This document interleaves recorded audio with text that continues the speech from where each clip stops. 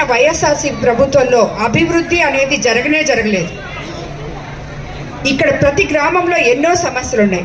కానీ స్థానిక ఇప్పుడు ఉన్న ఎమ్మెల్యేలు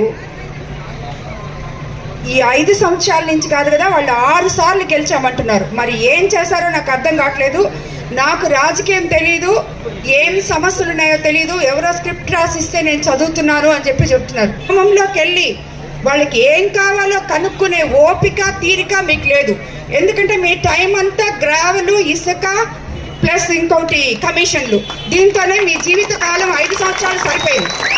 సో ఇప్పుడు మీరు ప్రజల దగ్గరికి పోయి వాళ్ళకి ఏం కావాలి, మీ సమస్యలు ఏంటి, మీకు నిజంగా ఉన్నాయా, ఇవన్నీ అని కనుక్కునే ఓపిక మీకు లేదు.